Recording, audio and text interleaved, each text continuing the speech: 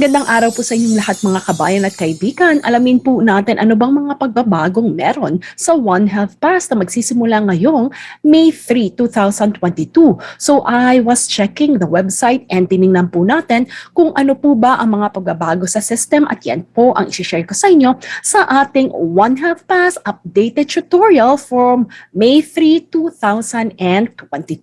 For those who are watching and you prefer an English video, this video is in Tagalog. So please watch my English video so that at least you definitely can understand very well whatever it is that I'm sharing about the changes about the One Health Pass, especially if you're a foreign national. At sa aking mga kabayan at mga kaibigan na nanonood po ng aking channel, ito po ay nasa Tagalog. Meron lang po tayong mga ilang mga terminologies na kailangan banggitin po natin sa English, lalo na po kung ito ang nakasulat sa One Health Pass. But then again, yung discussion po natin, lahat po in Tagalog. So with that, everyone, kung this is your first time to watch this video, nais ko po na imbitahan kayo na mag-subscribe na po sa aking channel so that you'll get updated din po sa ating mga new videos, mga current events, mga travel updates at iba pa pong mga interesting at helpful videos. At syempre sa lahat ng ating mga subscribers, welcome back at salamat po sa palagi ninyong panonood. So sa mga katanungan po ninyo regarding One Health Pass, yung ilan po masasagot na po natin ngayon. Yung iba naman po, I'll create another video regarding the frequently asked questions about One Health Pass. We'll zoom in and focus po sa tutorial natin ngayon sa step-by-step process. So simulan na po natin. In order for you to actually access the One Health Pass, all you simply have to do is either type nyo po doon sa search engine ang One Health Pass or punta lang po tayo doon sa website. Ang website po ng One Health Pass is in www.onehealthpass.com.ph. Ayan po. So let us now access the One Health Pass website. Ayan po. So we do have again different ways on how you can access the One Health Pass. Either type niyo po sa search engine or type niyo na lang po yung address na binigay ko kanina na www.onehealthpass.com.ph. At once you click it po, ayan. So you will be prompted to this page. So automatically po, once you're prompted to this page, meron po mga paalala. Diyan, hindi na natin i-discuss in details now kasi meron naman tayo another video to discuss kumbaga po yung kumpletong requirements. Kung kayo ay fully vaccinated, anong kailangan nyong i-present. So click nyo lang po itong okay. And then, ano po bang gagamitin, Ms. Jamey? Itong One Register o EHDC? Either of the two po or kahit alin po dyan sa dalawa. Itong One Register, sige, tingnan po natin ha. Pag kinlik po natin ito, it will prompt you to this page. Ito po yung tutorial na One Health Pass. So hindi ko na po diniscuss ano ba yung One Health Pass, ano ba yung step-by-step process. Na-discuss na po natin yan doon sa video ko kahapon. Ngayon naman po, kung hindi niyo pa po napapanood, you can watch it or you can watch this as well. So it's similar lang po. Meron lang pong further explanation do sa video yung ginawa ko. Now, kung pupunta naman po tayo dito sa EHDC, ayan po, click nyo lang po. Same lang po. So kahit na ano po dyan yung inyong i-access, pwede po yan. So it's either One Register or EHDC. It's the same din po. So ang gamitin po natin ngayon to One Register. So again, once you click this, ipoprompt kayo dito kung hindi nyo pa po napupunood yung mga pagbabago about One Health Pass. Ito po, panoorin nyo yung video nito or video ko. And then, sa mga nakapanood na, skip next na natin ha. So that we'll go through the tutorial itself. Now, ito po, merong mga ilang paalala. So ito po, they're just telling you to make sure that you complete the One Health Pass, accurate, true, and correct. Yan, napaka-importante.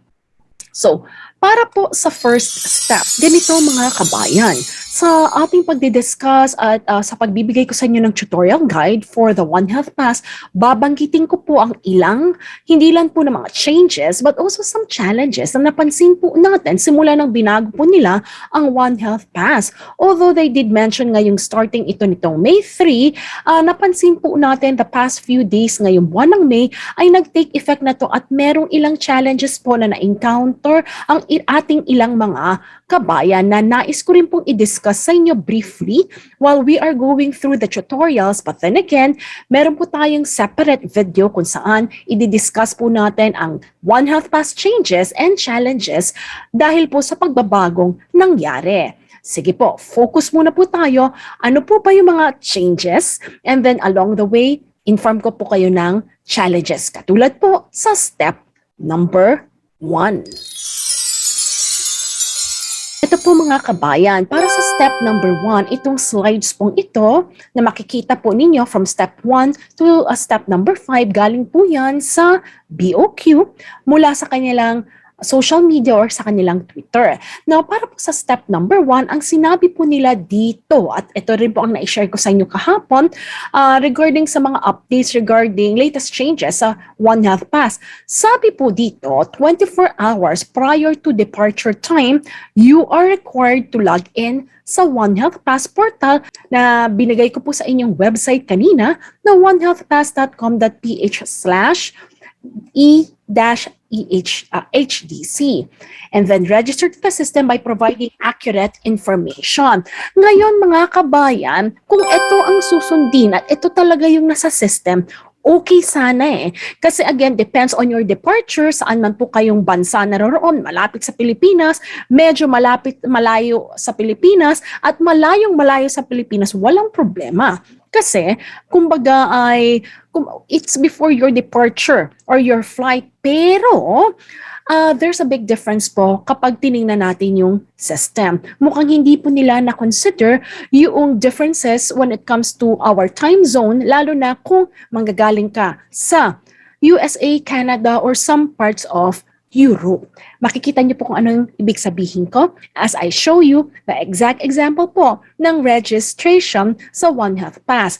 Sige po, punta po muna tayo ulit sa One Health Pass page and then makikita po ninyo saan po tayo magre-register. And I'll explain this in details kapag ando na po tayo sa part na yon at makikita po ninyo at maunawaan kung anong aking ibig sabihin. Okay, so everyone, this is the One Health Pass website. So just click OK. And then just like what was mentioned earlier, so when we talk about which tile ba ang gagamitin natin, yung blue na One Register or itong yellow na EHDC. Kahit na ano po dito sa dalawang ito, pwede nyo pong magamit simply because pareho lang po sila ng content. So kung atin pong bubuksan, itong One Register, ayan po ang makikita ninyo. Ito po yung what are the changes for the One Health Pass, or ito po yung tutorial na sinasabi po nila. Pero hindi po nila ipapakita step by step kung paano yung ginagawa, katulad ng ginagawa natin ngayon. It's more on like ano ba yung kailangan yung gawin. Yun lang po yung sinasabi dito. Diniscuss ko rin po yan doon sa isang video ko. So kung gusto nyo pong pakinggan at panoorin, please punta lang po kayo dun sa aking YouTube channel. Itong EHDC, similar din po. So, yan lang, ang One Health Pass registration tutorial. So, para po sa videong ito, gamitin po natin itong One Health Pass register, itong kulay blue. And then skip and next. And then may mga ilang paalala, summarize ko na lang po. Ninanais lang po nila na ensure nyo po na ito ay accurate, true, and correct. Yan po. And then, ito lang po, other reminders, done and close lang po. And then, you will be prompted dito po sa screen na ito, ang travel details. Sabi po dito, reminder po, warning ang ginamit nilang salita. Yung registration data nyo daw po, magiging invalid if your registration date is not 24 hours during your actual arrival date in the Philippines. Your submitted information in this form cannot be changed after proceeding to the next registration portal. Ito po ang isa sa mga concern natin na alam ko yung iba sa inyo nag-message na sa akin. Kahit ako nung nakita ko po ito, medyo may discrepancy po doon sa slides na pinrepair po nila doon sa kanilang tutorial. Doon sa tutorial po nila, doon sa slide na ginawa po ng One Health Pass, ang nakalagay doon is at least 24 hours before your departure. So kung titingnan po natin yon, mukhang wala namang discrepancy, okay lang. Kasi 24 hours before your departure, kahit saan ka man mag-depart sa bansa na panggagalingan mo. Whether Southeast Asia yan, Middle East, or kung hindi kaya ay Europe and America. Pero, now looking at the actual updated system na meron po tayo ngayon, May 3, ang nakalagay po dito is if it is not within 24 hours during your actual arrival date, naku po, magkakaroon ng problema po ito lalo na sa mga lilipad na foreign nationals or mga Filipinos at mga balikbayan natin who will be flying from the Europe, the USA, and Canada. So, ayan po yung magiging challenge natin dyan. Ngayon, hindi po ako magtataka kung in the coming days ngayong May ay bapalitan po nila ito. Nangyari na po ito earlier. Ngayon pong 2022, meron po mga pagbabago nung late 2021 and then medyo nagkaroon po sila ng let us just say hindi saktong kalkulasyon sa when it comes to the arrival days po ng mga travelers. So binago po nila. So ine-expect ko po maaring may pagbabago po ito in the coming days. Pero mga kabayan at kaibigan, since we are discussing this already, we will just simply proceed po kung ano yung binigay nila. Pero yun po yung nakikita kong challenge at concern lalo na po sa mga traveling from the USA and Europe po and Canada. So kung sakasakaling hindi nyo po agad ito makompleto, message po kayo sa One Health Pass. Bigay ko po sa inyo yung email address. So ito po yung One Health Pass po kasi hindi po kayo pag-check-in kapag sakasakali pong wala po kayo nito o baka magkaroon po kayo ng challenge mga kabayan.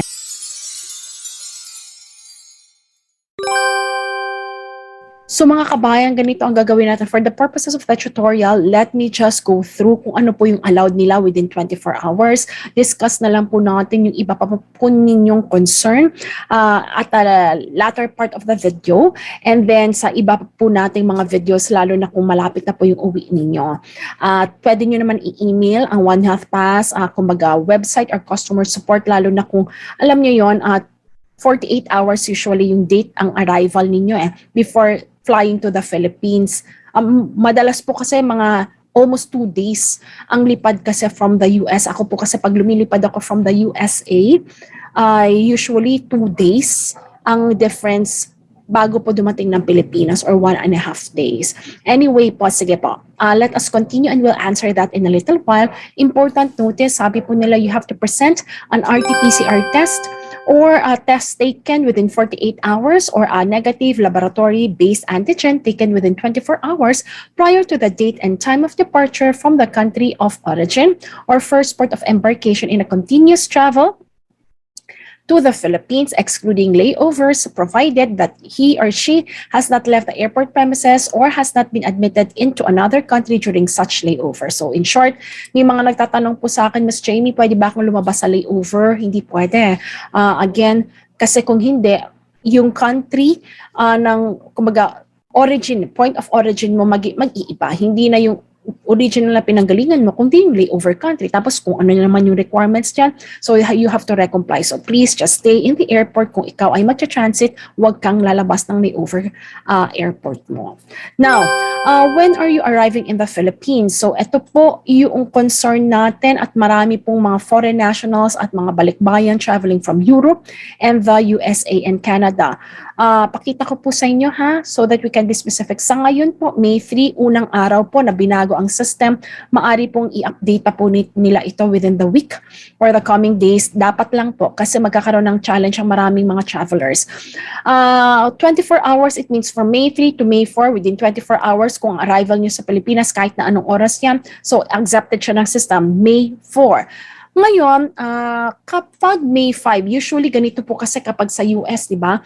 May 3, ang dating sa Pilipinas, malamang May 5 na. Kasi ganun po ano po yung lawak yung or haba yung time. Ito po yung magiging challenge natin because ang nakalagay dito is thank you for indicating the date of your arrival. However, registration is only allowed within 24 hours prior your departure time. Please come back and register within 24 hours before your actual arrival in the Philippines. Yung challenge dyan, yung iba pong galing sa US at Canada, at Europe, nasa eroplano na po kapag ganun po ang kumbaga situation. So let me just check this din po with a One Health Pass, kumbaga customer support, and let me update you about it po once naka-receive tayo ng reply from them. For the meantime po, i-follow muna natin what they are allowing. That is within 24 hours bago ang arrival date mo sa Pilipinas. I just simply hope na maging kung ano yung sinabi nila sa kanilang presentation na within 24 hours before your departure. Sana yun yung gawin nila sa system nila. Anyway, abangan po natin yung mga kabayan. Select type of port of entry in the Philippines. Airport ba yan o seaport para sa mga seafarer? Ngayon, madalas airport po yan. So, kung airport po, pili lang po kayo dito kung anong airport sa Pilipinas. Ang pipiliin ko po dito ay NAIA para sa example po natin. Pero kung sakaling darating kayo sa iba pang mga port sa Pilipinas, i-share ko po sa inyo later when we go to page 2. Ano yung unique for NAIA lang po at maaring wala naman po kapag nag-complete kayo sa halimbawa po sa Clark, Davao, Lawag, Bactan, Cebu. Ayan po. Kasi po ang NAIA may extra info po silang ina-ask sa mga travelers. So ang piliin ko po NAIA Terminal 1. Then arriving as passenger or crew, aircraft passenger po ang piliin natin.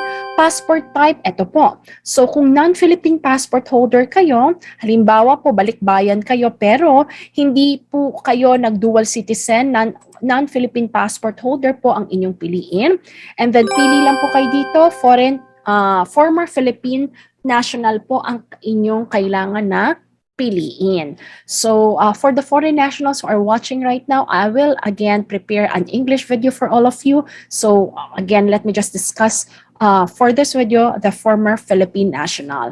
Okay, so have you been vaccinated? Please choose yes. And then vaccination card, ano bang meron ka? Kung kayo may CDC card, ang CDC card po is equivalent to National Vaccine Card po yan.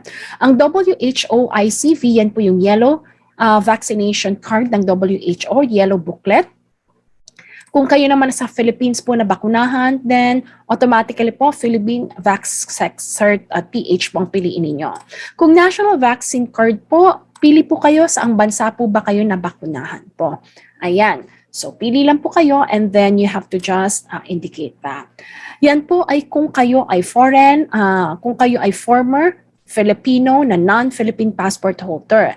Now, paano naman kung Philippine passport holder kayo? May dalawang classifications po yan, non-OFW or OFW. Non-OFW ka if kung ikaw ay lumabas ng Pilipinas bilang turista at babalik ka sa Pilipinas na turista. Or kung kayo ay lumabas ng Pilipinas na kasama ang OFW pero babalik kayo sa Pilipinas na hindi nyo po kasama ang immediate family nyo na OFW, spouse, anak, or kayo ay magulang nila. So kayo ay non-OFW. Pero kung OFW kayo, ang subcategory po natin ay land-based ba kayo, seafarer ba kayo, land-based, seafarer, or undocumented kayo. Ibig sabihin, nawalan kayo ng trabaho dahil sa pandemic at ang kontrata nyo ay expired na. Kaya undocumented kayo or ever since hindi kayo na-register, halimbawa po sa POEA, so undocumented po ang classification po ninyo. Now, for this example, mga kabayan, ang piliin po natin ay OFW, land-based po. Now, have you been vaccinated? The answer is yes. Kung sakaling no, choose no. And then, pili lang po kayo kung ano po yung inyong national vaccine card at saang bansa po kayo na bakunahan. Yan. Sa akin po, United Kingdom. Then you click next and you will proceed to the next page. Sa next page po, i-fill up naman po natin. Ito na po yung registration platform. May paalala po dito, sinasabi na kailangan ang information na inyong ilalagay at isasubmit ay magiging batayan sa paggawa ng inyong certificate of quarantine, inyong certificate from the Bureau of Quarantine at kailangan po, kumpleto po ang inyong information kasi maaring magdulot po ito ng pagkaantala o delay kung sakasakaling may mali po kayong information ibibigay. Lahat po ng nakapula at markang asterisk ay kailangang sagutan. So, tingnan po natin ang unang part, ang personal profile. Ang personal profile po, kailangan ilagay niyo po ang inyong last name, first name, kumpleto po dapat, middle name, at kung may suffix. Birth date, pwede naman po kayong pumili or pwede nyo rin pong i-type lalo na po yung year. Ayan. Mas mabilis po kasi for me kapag ganyan. Ayan. Age automatically will be computed. Gender po ninyo, pili na lang po. Civil status, nationality.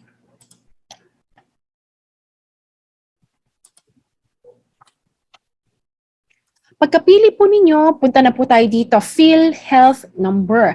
Now, sa PhilHealth number po, madalas dito may concern, Miss Jamey, wala ako talagang PhilHealth number. Miss Jamey, nakalimutan ko na. Okay lang, kung nakalimutan nyo na or wala talaga kayo, N/A, not applicable na lang pong ilagay natin. Then, pasaporte po natin. Make sure it's correct. Local Philippine number, usual concern po dito, Miss Jamey, wala na akong roaming. Miss Jamey, wala pa akong Philippine number. So, pwede po ba, number one, ang tanong nila, pwede po ba sa asawa ko, spouse? Pwede yan. Basta sabihin mo lang sa spouse mo para pag may na-receive na text, i-inform ka. Gayon din, pwedeng anak, pwedeng kapatid, pwedeng kamag-anak. Basta i-inform po kayo kung may i-text sa kanila at alam nila na ginamit yung number nila para at least kung may mga info na galing sa One Health Pass, i-inform kayo. Paano kung wala talaga, lalo na mga foreign nationals? So, pwede namang NA or not applicable. Yan, email address kasunod. Make sure na tama po yung email address po natin kasi kung hindi nyo marireceive yung inyong confirmation sa registration. Kung kayo ay unvaccinated, dito rin po ipapadala ang inyong swab test result. So, unang-una sa email address, kailangan active.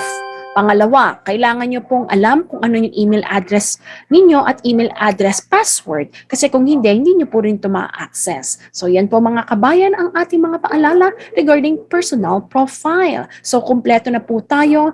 Next one is ang residence details. Ang residence details naman po natin, ito po yung kinakailangan na address kung saan kayo. Number one, kukumpletuhin nyo ang inyong home quarantine, whether kayo ay fully vaccinated or kaya unvaccinated or partially vaccinated. So, enter nyo lang po house number po ninyo,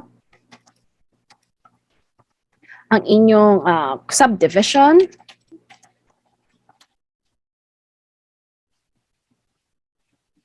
probinsya, municipality, and then barangay. Then voila, tapos na po. Ganon kabilis lang po yan mga kabayan. So please make sure na tama po ito. Then let's proceed to travel details. Now sa travel details naman po natin, saang bansa kayo manggagaling, pakitype lang po ito. Anong airlines po? Kung ang airline ninyo ay isa lang, from the country of origin, tapos nag-layover po kayo, and then papunta sa Pilipinas, isa lang, then you can choose the airline from here. Pero kung dalawa, example po, Qatar Airways, galing po dun sa country of origin, pag galing ng Doha, and then nagpalit po kayo ng Philippine Airlines, pwede naman yon. Pero ang pipiliin nyo po ay other airlines. Pagdating po ng flight number, ayan, click nyo lang po ito, hindi nyo po makiklik itong others or specify unlike before. So proceed na lang po tayo sa date of departure.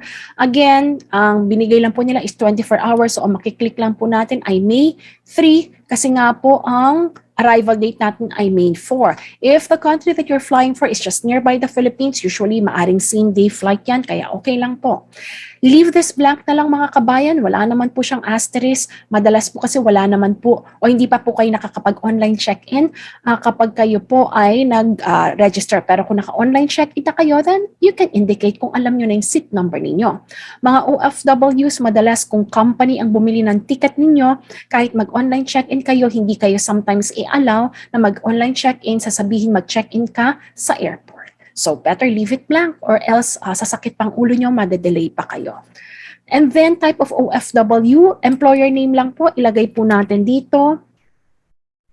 And then, are you a vacationing OFW? And that's it. So, I'm glad sinimplify na lang po nila ito and that's it na po. Ayan, mga kabayan. Ngayon, kung sakasakaling kayo po ay, again, ng OFW, iba naman po yung information na lalabas dyan.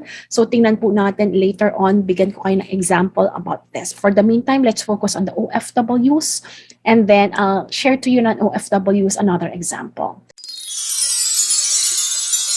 First one you've shown you is if you're an OFW. So if, for example, we have chosen a Philippine passport holder and non-OFW, this is how it will look like for the type of traveler. For the rest ng mga fields na kailangan kumpletuhin, similar lang siya ng OFW, dito lang magkakaiba. iba. So for non-OFW, select mo lang yung category for you. So are you, again, any of the following?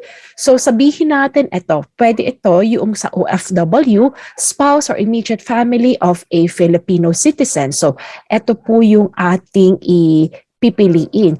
Kung sakasakaling turista ka naman at Filipino passport holder ka, returning resident, ang pwede mong piliin. So, ayan po ang inyong mga choices, everyone. So, please just choose whatever will be applicable for you. So, example na lang natin, spouse or immediate family of Filipino citizen.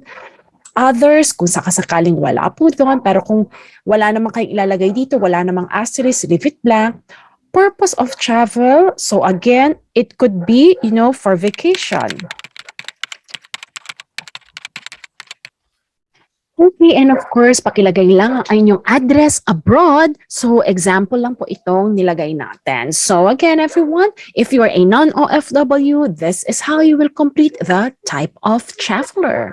Ayan po, para po sa step number 2, i-upload na po natin ang following necessary documents. Ito po yung RT-PCR test result ninyo at antigen test result. So kung ano po dito ang ginawa ninyo, ready nyo na po. And then yung vaccine certificate po ninyo.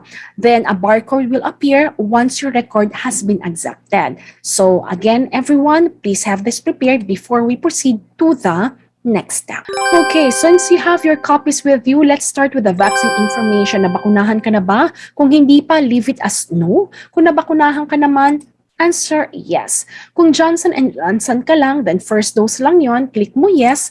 Ilagay mo yung details mo dito. Kailan ba yung first dose mo?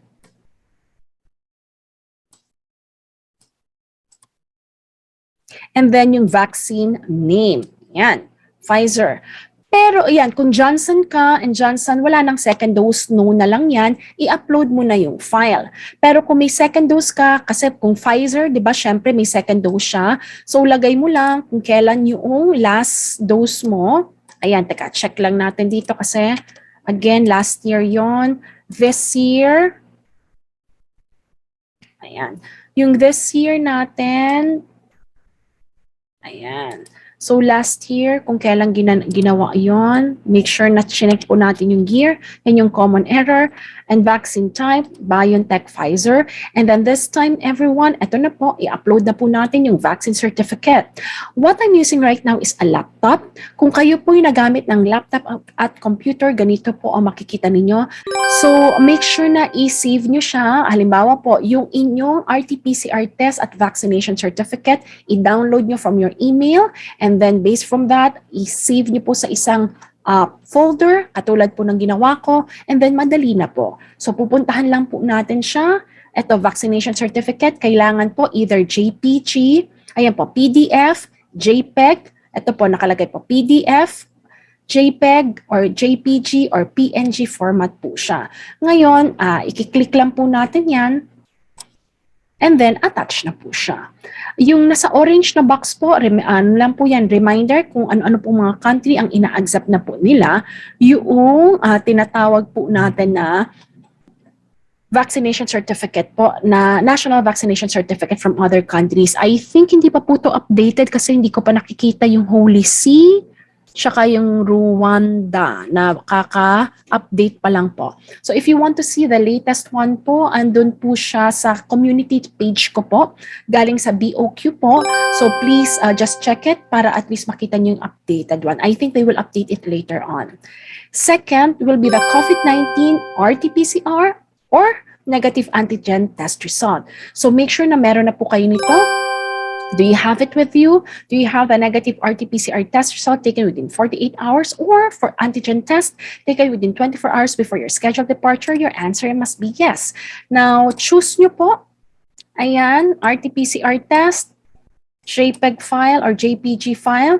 Ngayon, ilalagay nyo kailan ba kayo kinuna ng swab test. So again, dapat within 48 hours po yan. So again, ito po ay, ayan, May 2. Testing protocol. So yan po mga kabayan, kumpleto na po tayo sa COVID-19, RT-PCR, antigen test result, na in-upload po natin. So we're done with that. Then let's continue. Ito po is quite unique for the NAIA Airport po, testing protocol. Ito po kung in case lang po may COVID-19 testing, kung hindi po accepted yung pinresent yung mga dokumento, maari po nilang i-ask sa inyo. So nag-a-ask lang sila, sinong pipiliin mo kung sakali. Ayan po.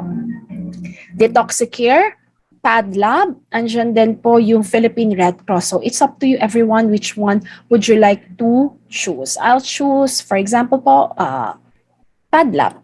Yan. Pero hindi nyo kailangan magbayad ha sa ngayon mga kabayan kasi if in case lang naman siya. Ang sure na magbabayad yung mga unvaccinated at mga kumbaga partially vaccinated. Kung fully vaccinated, hindi nyo kailangan pong magbayad. Ayan. Kasi hindi pa naman sure unless otherwise na sure na kinakailangan yung magpa-testing kasi hindi nila in-accept yung documentation. Doon nyo na po sa airport malalaman yan. But I hope not and everything is okay. Sabi po dito, choice of the private laboratory for the OFWs RT-PCR test is only for the purposes of assigning swab test specimen to laboratories. Furthermore, the cost of the RT-PCR of OFWs remains free of charge and shall be shouldered by the PhilHealth. Lastly, the above section laboratory is only required for the purposes of assigning laboratory for your swab test in case, ito po, in case your vaccination and or your RT-PCR test cannot be validated as per the IATF protocol requirements. So, nagbabakasakali lang naman po sila. Now, countries travel. So, ibig sabihin po nito, ito po yung mga bansa kung saan ka nagtrabaho, you worked in, visited, and transited in the last 30 days. So, lagay nyo lang po dyan. Halimbawa po sa akin, United Kingdom, transit sa Doha, Qatar. That's it po. And then we're done mga kabayan. Data privacy and affidavit of undertaking. Ayan po. And then basahin nyo lang po ito. Make sure na lahat ng information ay correct at binibigyan nyo number 2 ng authorization ang DOH at BOQ na mag-collect at i-process ang data na binigay nyo po sa kanila dito for the purposes of effecting the control of COVID-19 infection. And then number 3, kung sakasakaling kayo ay unvaccinated or partially vaccinated at kinakailangan nyo magstay sa hotel quarantine, kinakailangan po ito ay sa accredited quarantine facility at ina-acknowledge na kapag hindi po kayo nagpa-quarantine ay ito ay maari pong kumbaga magkaroon po kayo ng consequences na ito po ay legally liable po kayo, criminally liable po for any failure on your part to observe the mandatory quarantine and RT-PCR testing requirements. Ayan po yung binanggit nila sa number 3. Once you read all of this, everyone, please make sure you click ito pong red. Dito po sa box na to, basahin niyo po ang sabi nila, I hereby attest that all the information you stated in this application are true and correct based sa inyong personal knowledge and you are fully aware that you can be subject for criminal liability for any misrepresentation on your part. Ayan po mga kabayan. And then, clear nyo lang po ito, DDH. Ayan pong caption natin, 7 LG. So, yan po mga kabayan.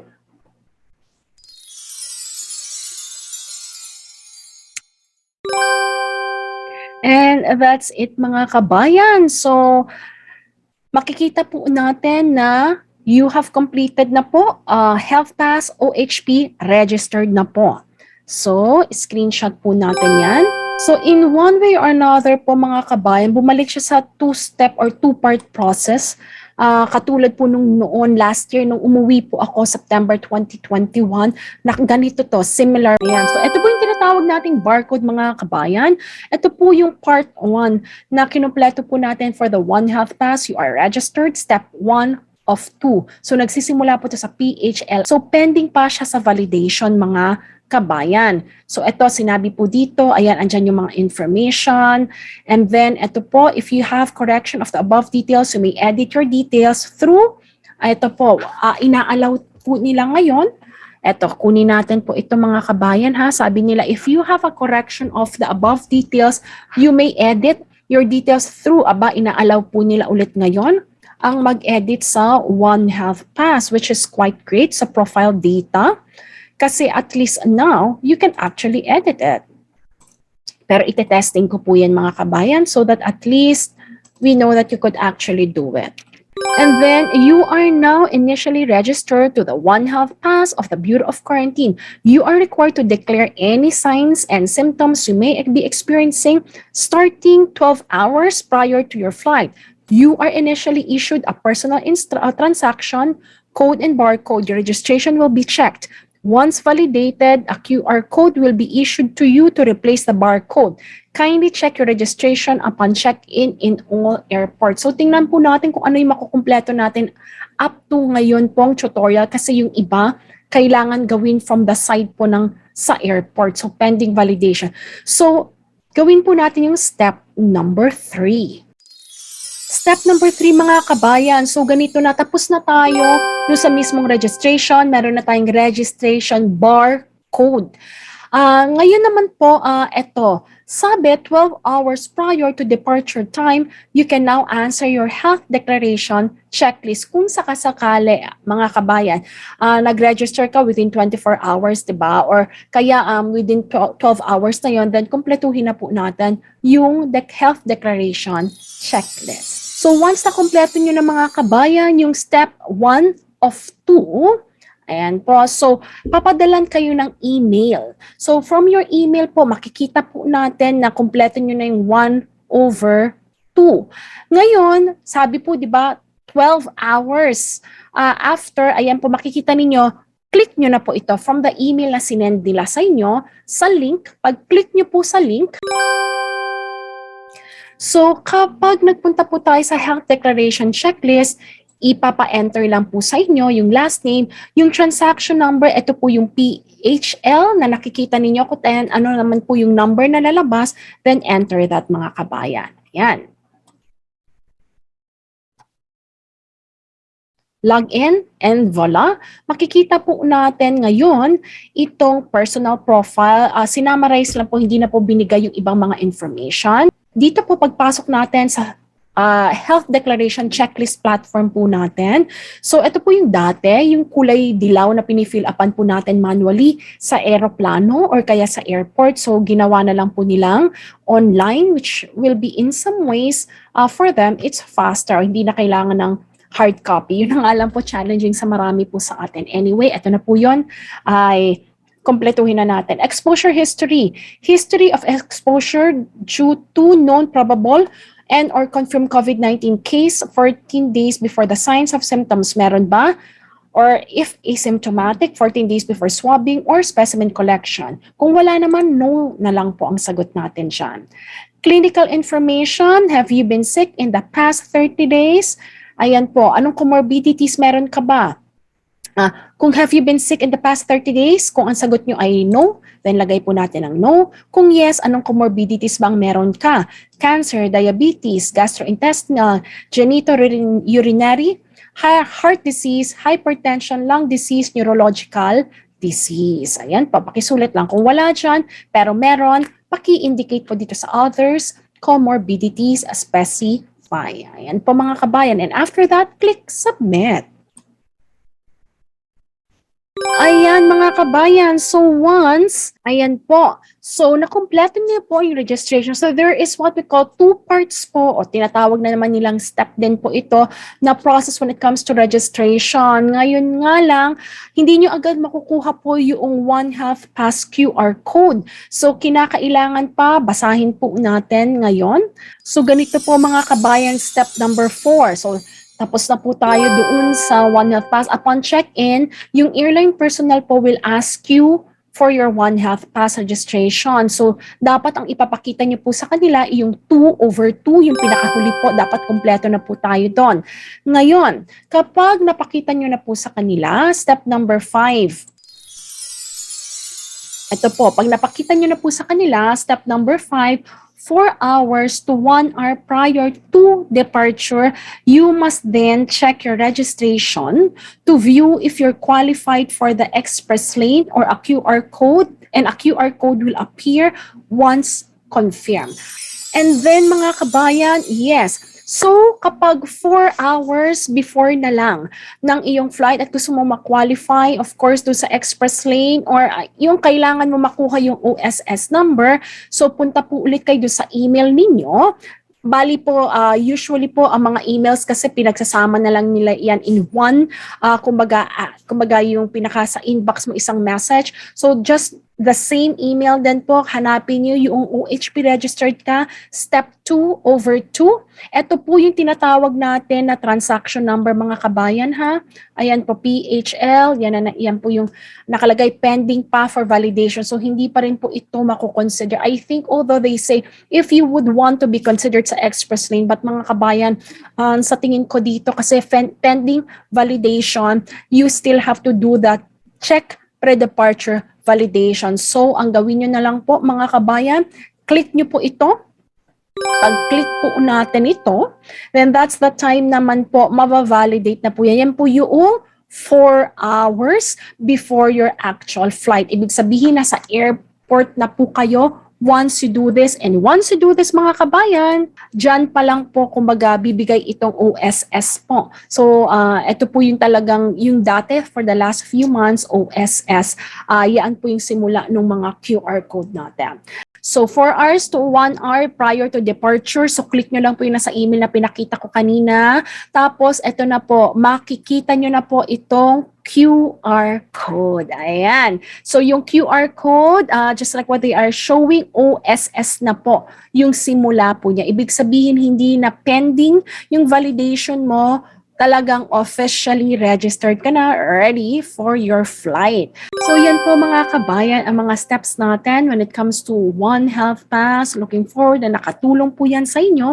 At the same time po ay magabayan kayo sa inyong pag-uwi. I-summarize lang po natin. So again, nagsimula po ito ngayong May 3, 2022. Today is actually May 3 mga kabayan. So tinitingnan natin kung ano yung mga pagbabago. Kung sakaling gumamit po kayo ng Google Chrome at hindi po nag-work, lipat po kayo sa ibang browser. Ganun po yung nangyari sa akin kanina. I was trying to actually access or mag-complete po sa Google Chrome. Kaya lang po, hindi po nag-work. Lumipat po ako ng browser. Nag-work naman po siya sa Microsoft Edge. So yun lang po. Tingnan nyo lang po. Huwag kayong mag-alala. Kung hindi nagana sa isang browser, baka sa isang browser po gumana yan. Unang step na ginawa natin mga kabayan is, again, you have to register within 24 hours prior to, again, arrival in the Philippines. Ito po yung pagkakamali kanina na diniscuss po natin. May conflict po or discrepancy between this slide that they prepared. This is actually from their Bureau of Quarantine Twitter account po. So, ang sabi dito, 24 hours prior to your departure time. Parang na-estimate lang nila yung mga lilipad within nearby countries na within 24 hours po ang departure time. Ang hindi po na-consider nila is yung mga lilipad mula po from the US, Europe, and Canada. Kung kayo'y pinapanood nyo po ito ngayon, today is May 3 po, or pinapanood nyo ito beyond May 3 na, check nyo lang po yung aking channel. Sa tingin ko po kasi baka magkaroon to ng update after few days kasi marami po ang mga magrereklamo, maari pong marami ang may concern nito kasi this will not work for those who are flying from the US, Europe, and Canada po. So, yun lang po mga kabayan, pero ginawa na rin po natin tong tutorial para dun sa mga lilipad naman na within po, na malapit na kaya na pong, kumbaga, within 24 hours before arrival time ay magawa ninyo. If you are flying from the US, Canada, and Europe at hindi possible, yung sinasabi po dito na within 24 hours at nag-error sa system, kindly please message po ang ahead of time as much as possible po ang One Health Pass para mabigyan na po kayo ng instruction immediately po. So ito po yung ating, ayan po. Ito po ang email address ng One Health Pass, Customer Support Team po or OSS, ayan po, OHP Support Team. Nang sa gayon po, before you actually fly, meron po sila ma-inform sa inyo. Sa ngayon po, magtatanong din po ako, pero tingin-tingin din po kayo ng video kasi first day pa lang po ng system ngayon. So, maraming adjustments pa po ito in the coming days. This is what I actually see from the past experiences with One Health Pass. Number 2 po, again, kailangan prepare po itong dalawang dokumento po ninyo, ang RT-PCR test negative result or antigen negative test result at vaccine certificate. I-upload po natin ito. May dalawang step process po para po sa One Health Pass initial registration po. Ito po yung step 1, ito po yung sa step 1, step 2, ito yung comprises the part 1 po. And then step number 3, ito po yung sa part 2 po. So ito po yung kailangan kumpletuhin 12 hours prior to departure time. Kukumpletuhin po natin yung yung health declaration checklist. Muli po, makikita nyo po yan doon sa email. So di ba nakumpleto nyo within 24 hours. Pagkatapos, nag-log out na kayo, then punta lang po kayo doon sa pinadalang email registration and then doon meron pong green na link katulad ng pinakita ko kanina, ikukumpletuhin.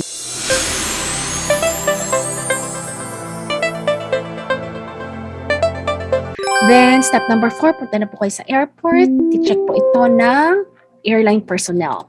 And then step number 5, ito na po yung pangalawang parte, actually pangatlo. Ito po yung pangatlo kasi yung isa, pangalawa po, health declaration checklist. Ito po yung another step po.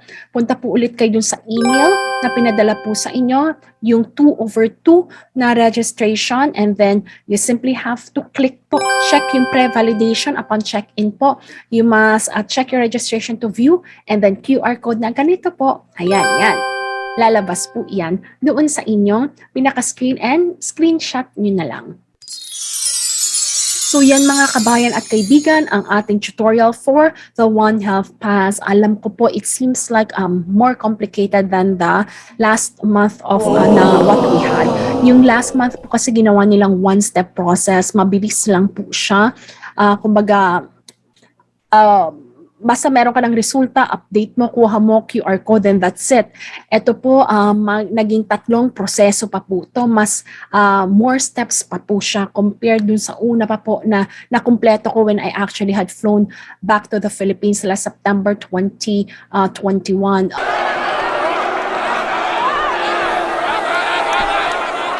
I just simply hope that they will simplify it later on. How I wish I'm bringing to you na mas simpler steps for the One Health Pass, pero medyo mas dumami po yung steps po nila. So naging 3-part process po siya mga kabayan. So yun po, looking forward na nakatulong po ito sa inyo. If there will be other changes, kasi I believe marami po maaring mag-raise ng concerns about this, balitaan ko na lang po kayo. Should you have some questions mga kabayan at kaibigan, please iwan nyo na lang po sa comment boxes natin, and then try ko po sagutin ito sa video, or kung hindi, sagutin ko diretso po doon sa inyong kumbaga comment box po or comment boxes natin. So with that mga kabayan, ako po si Jamey Iris, ang inyong Talk TV show host na nagbibigay sa inyo ng update regarding the One Health Pass tutorial, at looking forward na maging kapakipakinabang at makakatulong po ito sa inyo. So with that, if you find this video helpful and informative, please click like, and I'm inviting you to please subscribe to my channel. This is Jamey Iris Talk TV, kung saan po bibigyan ko kayo ng update regarding mga protocols, mga current events at mga tutorials such as this. So subscribe na po kayo nang sa gayon ay araw-araw ay makapiling po namin kayo dito sa ating Talk TV community. With that, may God bless you. Have a pleasant flight. Stay safe and stay healthy. May God bless you.